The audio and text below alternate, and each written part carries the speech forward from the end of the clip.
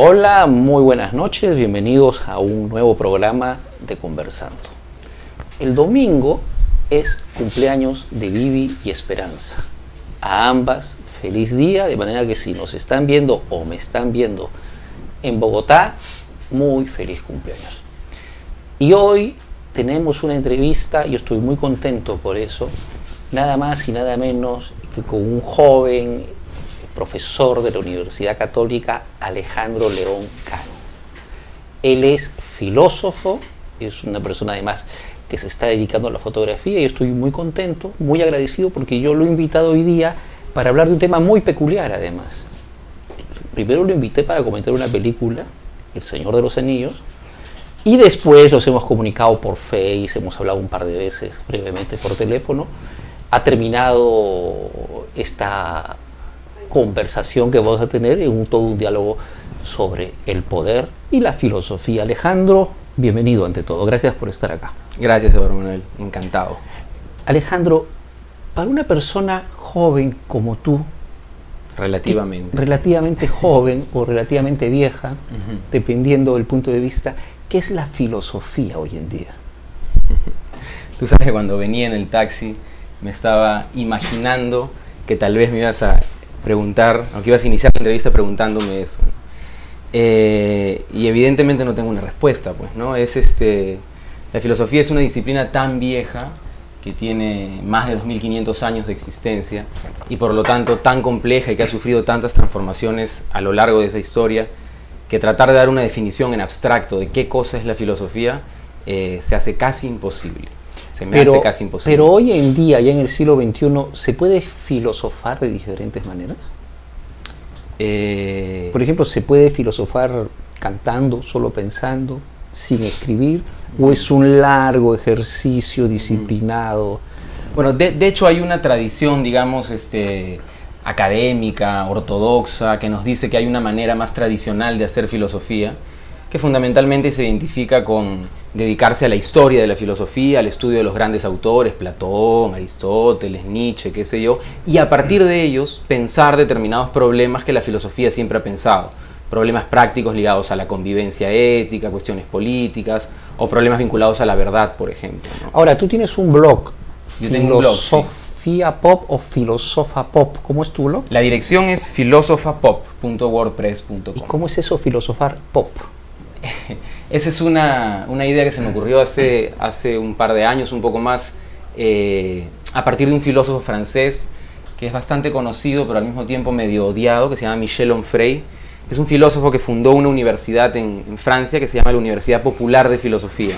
Ajá. Y la idea de él básicamente era divulgar el conocimiento filosófico para que pueda estar al alcance de la, entre comillas, al alcance de la masa, y que no sea algo exclusivo de los claustros académicos, ¿no? Pero, por ejemplo, ¿podemos filosofar desde los superhéroes, de los cómics? La idea es que sí, ¿no? La idea de este filósofo es que sí, y la idea mía es que sí, ¿no? Esta filosofía popular retomaría un poco en algún sentido la idea del arte pop de Warhol de los años 50, que es como que una reacción frente a un arte demasiado elitista o demasiado complejo. Y la idea es que, como en el caso del arte, la filosofía y sus ideas surjan a partir de elementos de la cultura popular, ya, el cine o lo que... Claro, pero en eso estamos hablando de que filosofar es una acción concreta. Sí. O sea que uno puede agarrar un muro, pintarlo y escribe algo, y eso puede ser visto también como filosofía. ¿Eso es así? No, yo diría que no.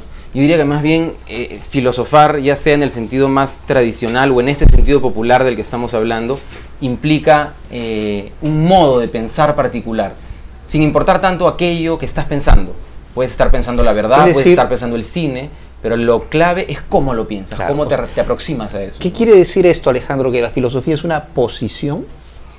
¿Es una condición? ¿Qué cosa es la filosofía? Sí. Yo iría por ahí, ¿no? Yo diría más bien, y ahí retomo algunas propuestas de filósofos griegos, no tan conocidos como Platón o Aristóteles, sino como Epicuro, por ejemplo, el padre del hedonismo supuestamente, o como Sócrates, evidentemente, que sostenían que la filosofía, más que un conjunto de teorías abstractas acerca del mundo, es un modo de vida.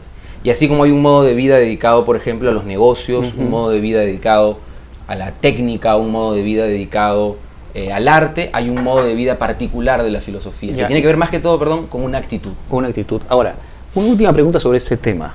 Sí. ¿Es necesario ser inteligente para filosofar? No sé, pues tal vez lo políticamente correcto es que te diga que no, pero también es difícil definir la inteligencia finalmente, Ya, ¿no? entonces lo que necesitas, perdón, es no inteligencia en el sentido de un gran coeficiente intelectual o una gran erudición, sino lo que necesitas más bien es una sensibilidad distinta. Yo creo que la cuestión de la filosofía pasa más que por el intelecto, por la sensibilidad. Entonces es poesía. No sé si directamente, pero yo sí concibo la filosofía mucho más cerca de modos de pensamiento artísticos o poéticos que otra cosa, ¿no? Sí, en realidad te dije una última pregunta, era una penúltima, la verdad. Sí. ¿Hay que ser intelectual para filosofar? Hay que tener un poco de intelectual, sin duda. Tiene que gustarte leer, de todas maneras. Tiene que gustarte reflexionar, pensar, meditar. Tiene que gustarte estar entre libros, porque, digamos, la materia prima de la filosofía, si bien puede ser la cultura popular, el cine, por ejemplo, está en los libros también, ¿no? Entonces tienes que tener un lado intelectual. Pero no digo, yo no creo que sea ni el único ni el más importante, porque terminas encerrado en una biblioteca y la filosofía tiene que estar en la calle, pensando desde la calle y para la calle, ¿no? Qué bonito. Entonces, bueno, yo he invitado a Alejandro para hablar del Señor de los Anillos. Y antes una pregunta preambular, Alejandro. ¿Cuál es la diferencia entre filosofía y mitología? Haciéndolo lo más simple que se pueda, yo diría que tanto la filosofía como la mitología o la religión son expresiones humanas que buscan dar respuesta a determinados problemas fundamentales de nuestra existencia. Desde cuestiones hiper básicas como el origen del cosmos, por ejemplo, que se explica en la Biblia en el Génesis, o que Hesíodo lo puede explicar, el gran poeta griego. La filosofía se plantea las mismas preguntas, pero en líneas generales, el tipo de respuesta que da es distinto. La mitología o la religión recurren a explicaciones fantásticas, podríamos decir. Y son más populares, ¿no? Como que vienen de raíces claro, de base más ancha, por decirlo de alguna manera. Sí, y de hecho tienen una llegada mucho mayor, ¿no? Porque trabajan con metáforas, claro, con imágenes, con símbolos. Sí, y yo creo que son expresiones de la cultura, mientras que la filosofía es más bien el mirar de la cultura. No sé, yo creo que lo que pasa con la filosofía es que en tanto es una disciplina fundamentalmente conceptual, es mucho más compleja y en ese sentido es más difícil que se masifique. En cambio, un mito, una leyenda, una narración, un relato fundacional, como la religión o los mitos lo tienen, impactan mucho más fácilmente, ¿no? Está muy simpática la conversación, pero nos han callado los dos. Tenemos que ir a una pausa y ahora sí volvemos con El Señor de los Anillos.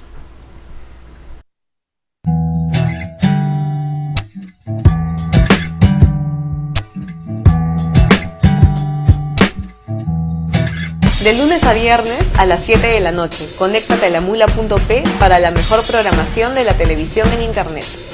Los lunes, una mirada al arte, a través de Ventana Cultural con Gonzalo Tello. Los martes, El Mundo de las Tablas, en Sala Llena con Eduardo Adriansen. Los miércoles, El Mundo Culinario en Provocarte, con Teresina Muñoz Nájar, Rosario Elías y María Elena Cornejo. Los jueves, El Movimiento Musical Underground, en El Vicio con Oscar Soto. Los viernes, lo mejor de la salsa, en Oye lo que te conviene con Eduardo Livia. Y solo por Mula TV.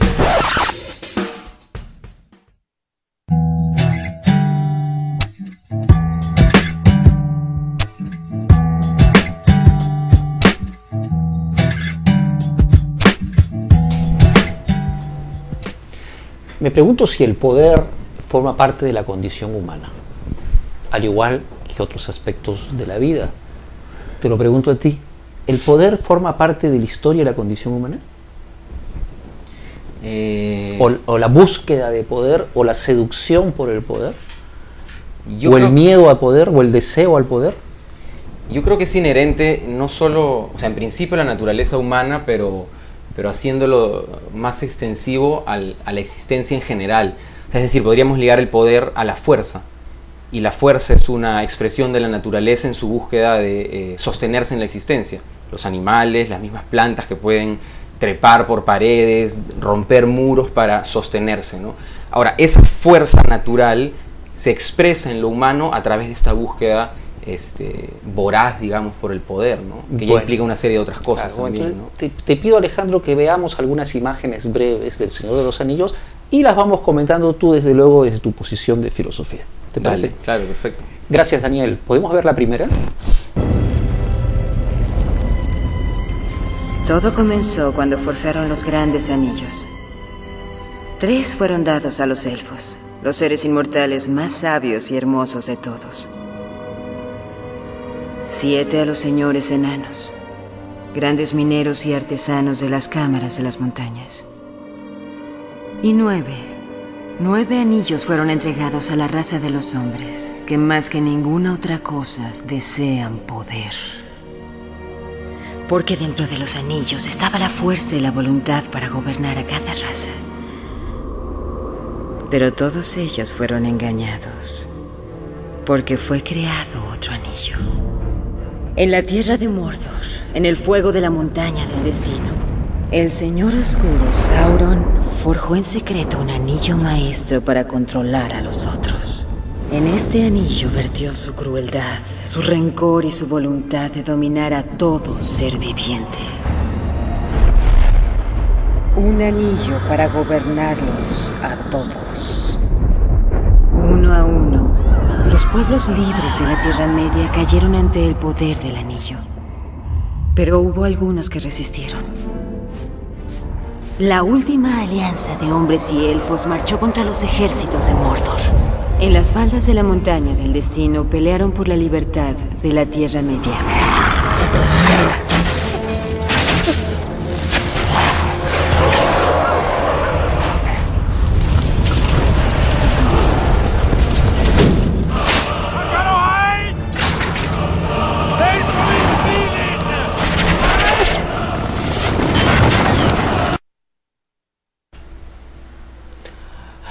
Un anillo para gobernar A todos. un anillo para controlar a todos, un anillo para dominar a todas las razas.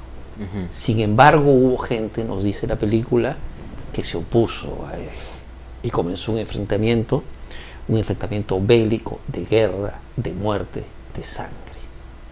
¿Cómo mirar esto desde un transitar filosófico hasta donde lo podamos conversar, ¿no? Bueno, de hecho, en esta escena que hemos visto hay una cosa interesante, ¿no? Que al inicio dice o cuenta la película que se hicieron varios anillos y que fueron repartidos, ¿no?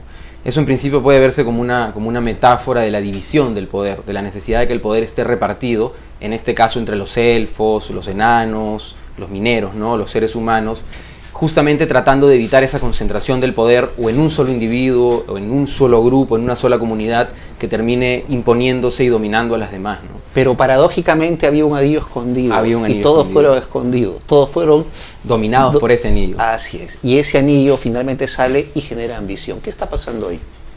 Yo creo que es un poco lo que decías al inicio, ¿no? De si el poder es una cuestión inherente al ser humano.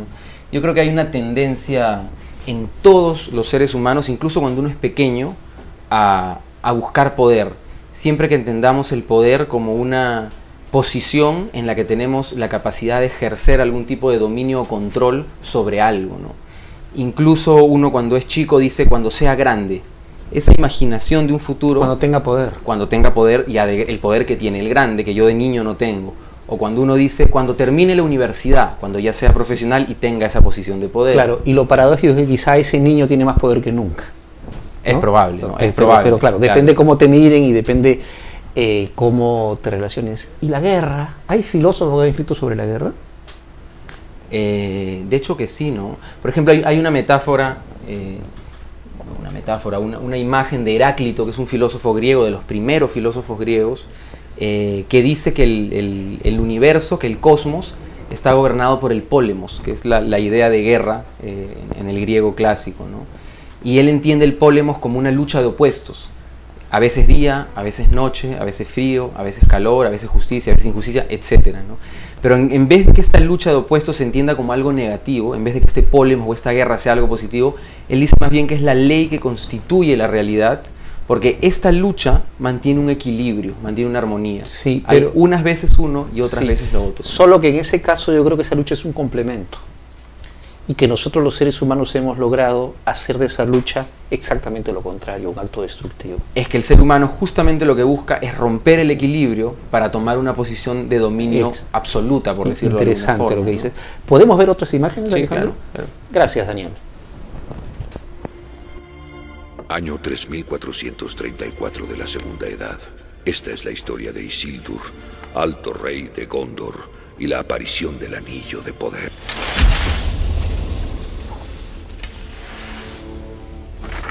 Ha venido a mí el Anillo Único. Será una reliquia de mi reino. Todos aquellos que tengan mi sangre estarán atados a su suerte, porque no me arriesgaré a hacerle daño al anillo. Es precioso para mí, aunque lo pagué con un gran dolor. El grabado se está desvaneciendo. El anillo es precioso para la persona que habla. Lo seduce completamente, lo mira con asombro, con los ojos abiertos, con deseo y con temor. ¿Por qué el poder es tentador para la condición humana?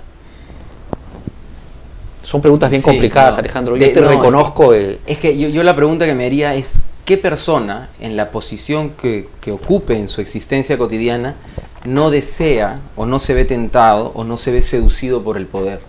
Poder de cualquier tipo, poder político, poder económico, reconocimiento social, incluso poder sobre tu propia familia, sobre tus hermanos menores, sobre tu novio, tu novia o quien fuese, ¿no? Porque el poder finalmente lo que te permite es controlar, decidir, actuar un poco a tu antojo, ¿no?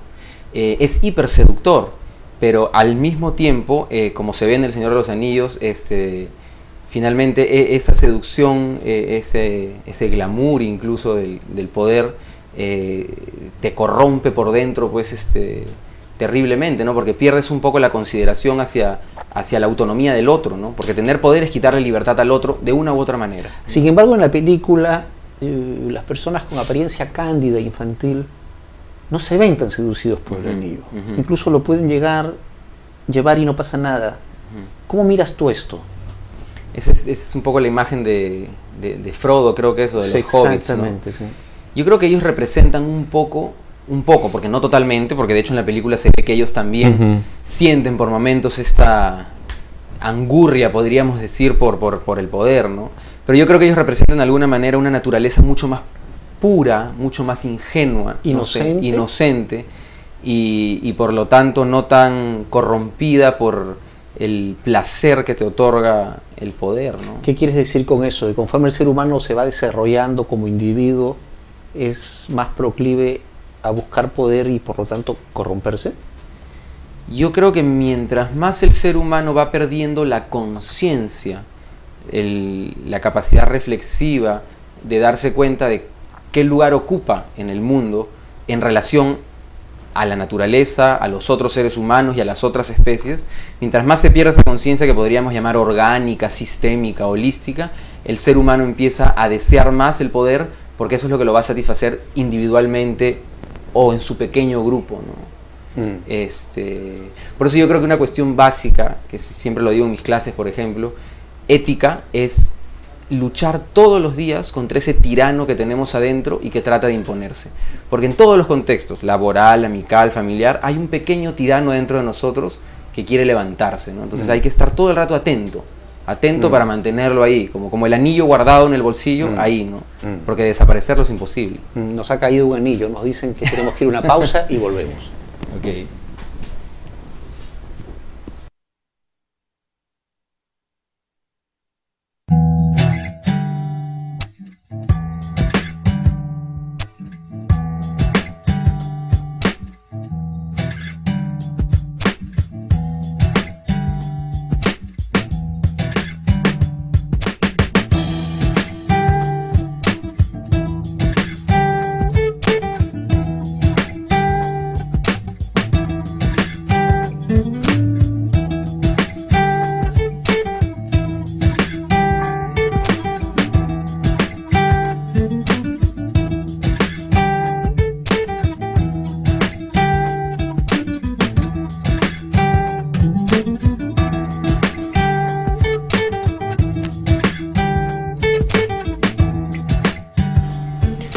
hemos hablado ya abstractamente de la película. Ahora, Alejandro, quiero pedirte que comentemos un diálogo que yo he escogido de la película que me pareció bastante interesante. Bacán. Oscar, porfa. Gracias. La lástima fue lo que no le permitió hacerlo. Hay muchos vivos que merecen la muerte y muchos muertos que merecen la vida. Tú se las puedes impartir, Frodo. No estés ansioso de repartir juicios y muerte. Ni los sabios ven todos los finales. Mi corazón me dice que Gollum tiene un papel que desempeñar, para bien o mal, antes de que esto termine. La compasión de Bilbo cambiará el destino de muchos.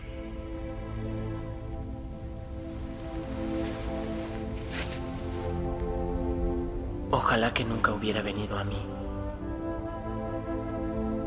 Cómo quisiera que nada hubiera sucedido. Igual que todos los que viven eventos difíciles, pero ellos no lo pueden decidir. La única decisión posible es qué hacer con el tiempo que tenemos. En este mundo hay muchas fuerzas actuando. No pienses que solo el mal. El destino de Bilbo era encontrar el anillo, en cuyo caso tú también estabas predestinado a tenerlo. Ese es un pensamiento alentador.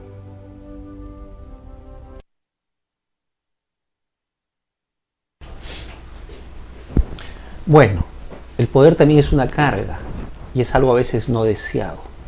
Hay gente que está obligada a llevarlo, a transmitirlo o a heredarlo. ¿Qué opinas de esto? De hecho, esta es una de las escenas que más me gusta de la película, que filosóficamente me parece que más da para pensar.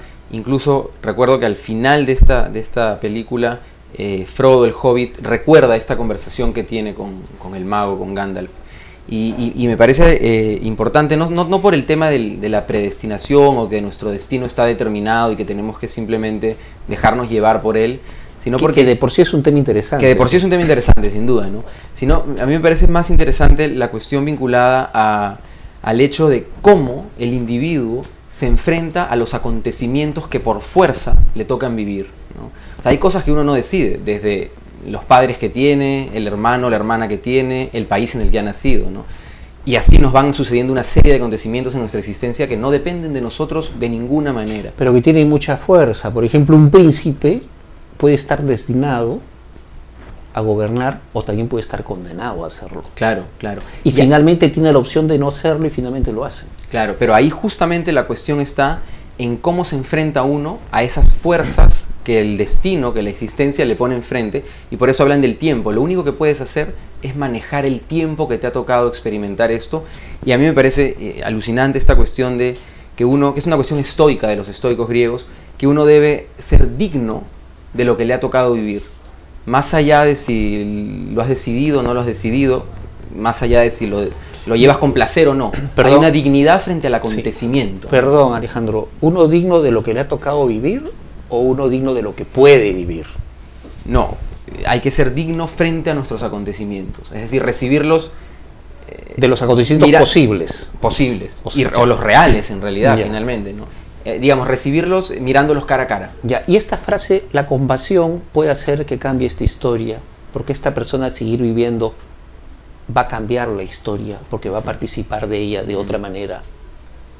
¿Qué te hace pensar? Yo creo que ahí en la película sí hay una idea más marcada de predestinación, ¿no? De que de alguna manera el camino ya está trazado, que la historia ya está escrita y que todos los individuos que juegan en ella son más bien como piezas en un gran tablero, sí.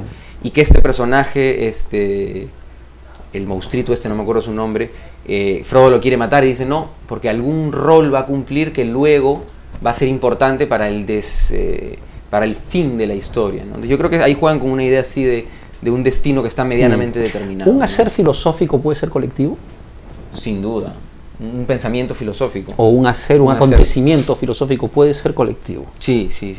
Yo creo que una de las taras de la filosofía... es un poco lo que está diciendo ahí también la película. Sí, que es una cuestión en equipo, sí, ¿no? Sí, Finalmente, digamos, si queremos verlo filosóficamente, podríamos decir que lo que hay en El Señor de los Anillos, sobre todo en esta de acá, que es la comunidad del anillo, ¿no?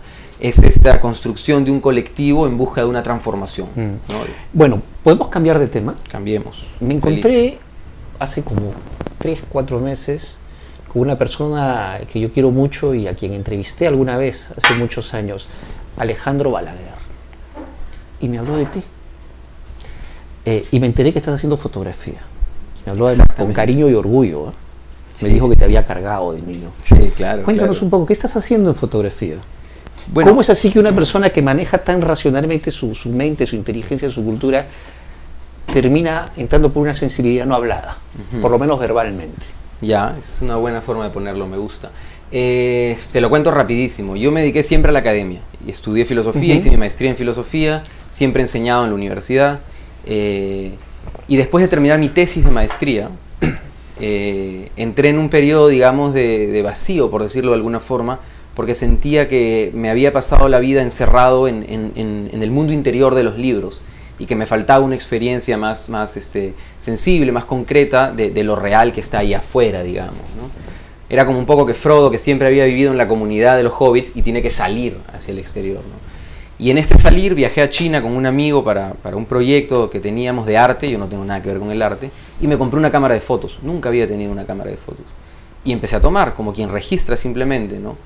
Y empezaron a surgir ahí una serie de intereses, de pasiones que tenía, pues, pero que aparentemente estaban escondidas, digamos. ¿Y actualmente te piensas dedicar a la fotografía también? Sí, de hecho es lo que más estoy haciendo ahora, ¿no? ¿Estás estudiando fotografía? Estoy terminando ahorita la carrera en el Centro de la Imagen de Fotografía y estoy participando en un laboratorio justamente de creación colectiva con la gente de la Galería Wu en Barranco, y de hecho lo que me interesa es dedicarme a hacer fotografía, pero a reflexionar sobre las relaciones entre filosofía y fotografía, ¿no? Que son muy ricas, eso lo quieres graficar. Graficar en términos de imagen y escribirlo también, ¿no? Sí. ¿Y qué te gusta más, el blanco y negro o el color? No sé, no podría decirte qué me gusta más. De hecho, al inicio, cuando recién he comenzado, me he dedicado más al blanco y negro porque es un aprendizaje que tiene etapas, ¿no? Claro. Hay que dominar la luz y la sombra. Pero yo imagino tus futuras exposiciones escribiendo cosas al costado. ¿Tú cómo las imaginas? Porque van a ser tuyas. De hecho, ¿no? Escribiendo cosas al costado. Sí. Aunque también me interesa mucho el poder de comunicar y de expresar que tiene la imagen por sí misma, ¿no? Porque a veces la palabra ¿Y qué te cae en un vacío, la palabra. Te interrumpo porque estamos llegando casi al final de la entrevista. ¿Qué te gusta más fotografiar? ¿Personas, situaciones, paisajes? No tengo algo preferido, pero tal vez podría decir que lo que me interesa fotografiar es a mí mismo, no como figura representativa, no me voy a fotografiar a mí, sino una parte tuya, sino mi mirada, ¿no? O sea, cómo veo yo las cosas, ¿no? Yo pienso que la fotografía no representa la realidad, sino que representa el mundo interior. Son imágenes mentales siempre, ¿no?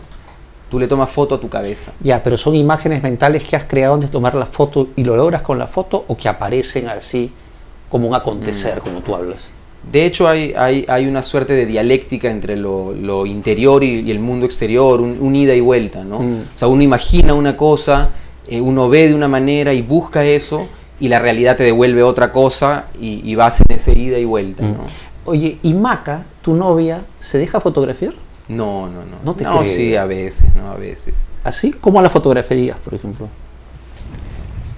No sé, qué pregunta. Tengo una vez le hice una serie de fotos mientras tomábamos una cerveza en mi casa, nada subido de tono, por si acaso.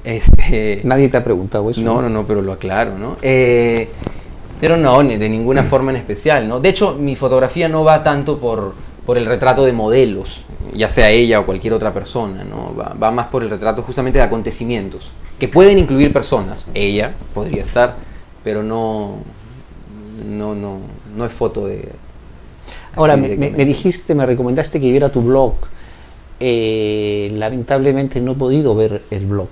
¿El de las fotos? Tu blog, filosófico. ¿Tienes dos blogs? No, tengo un blog de filosofía, donde escribo cosas vinculadas a la filosofía un poquito fuera de la academia, y tengo una página web donde tengo mi portafolio, digamos, de fotos, ¿no? Pero que no es un blog directamente, ¿no? Pero que no es un blog, claro. O sea, no es que lo actualice continuamente ni que esté escribiendo. Están ahí mis imágenes, digamos, ¿no? Bueno, Alejandro, estamos llegando al final de esta conversación. ¿Cuántos minutos nos quedan por si tenemos una imagen más? ¿5 minutos? Genial. ¿Podemos poner otra imagen del Señor de los Anillos y con esa cerramos? Escógela tú, Óscar, porque hay como 6 o 7. anillo único solo obedece a Sauron. No tiene otro amo que él. ¿Qué sabe un montaraz de estos asuntos? No es un montaraz ordinario. Es Aragorn, hijo de Arathorn.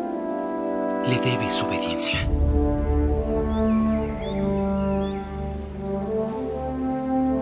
¿Aragorn? ¿Este es el heredero de Isildur? Y heredero del trono de Gondor.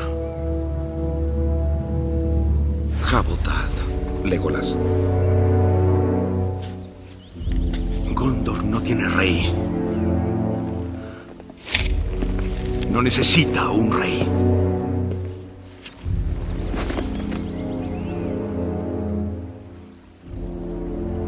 Aragorn tiene razón. No podemos usarlo.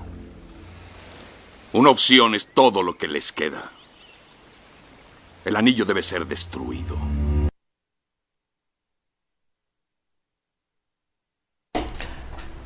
El anillo, es decir, el símbolo de poder tan deseado y temido, a veces llega uno a la conclusión que es bueno intentar destruirlo.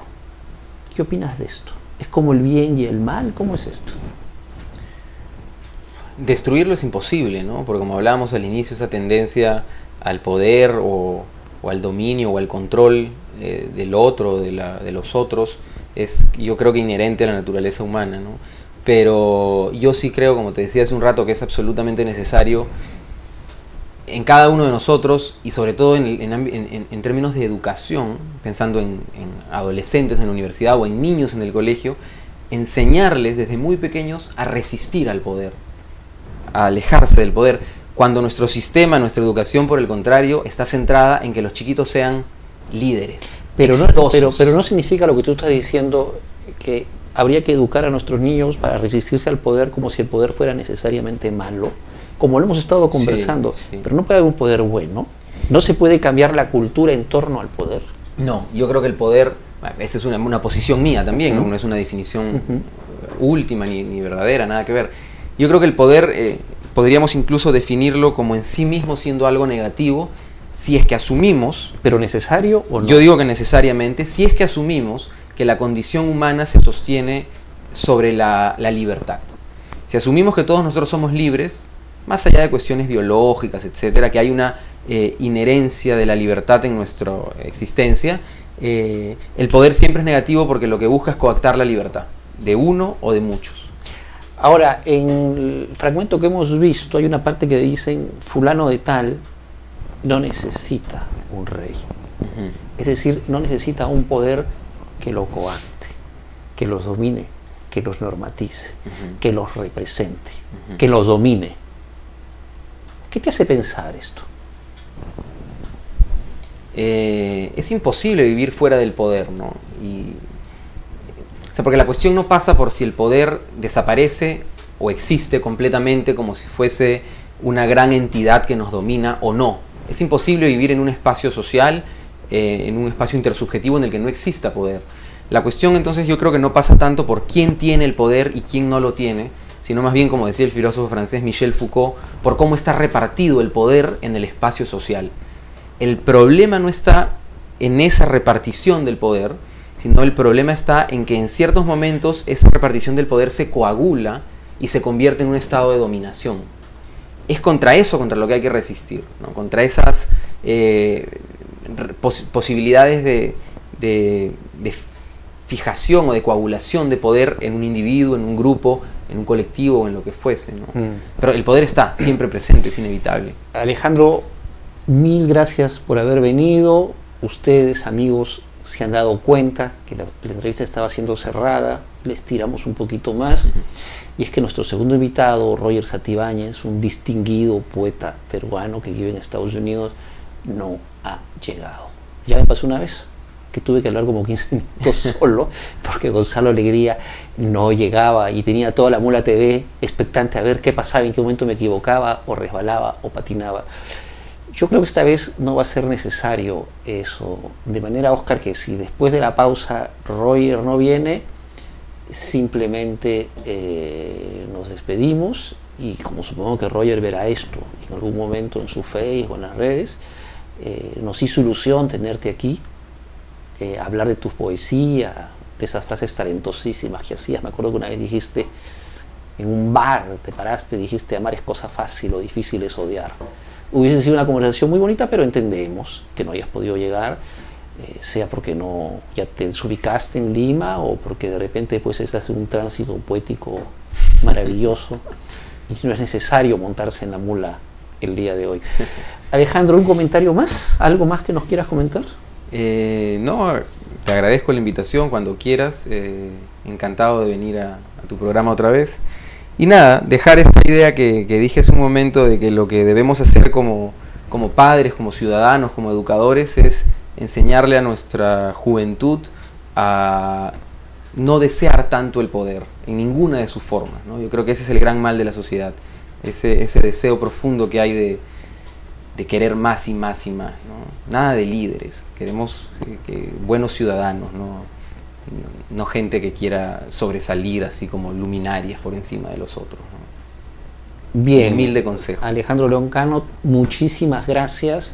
Como Alejandro hay muchísimos peruanos absolutamente inteligentes que se pueden presentar en la televisión o en los medios o en sus grupos sociales y paradójicamente lo que él dice, liderar corrientes de opinión. Y de eso se trata, de poder conversar, de poder democratizar el acceso a los medios de la televisión. No va a ser la única vez que va a venir aquí gente a hablar de películas, de metáforas, y etcétera, etcétera. Estamos aquí en ese ejercicio de intentar conversar. Muchísimas gracias y nos vemos en el próximo programa, que no creo que sea el Viernes Santo, porque yo estaré muy lejos de Lima, sino en 2 viernes. Buenas noches y gracias.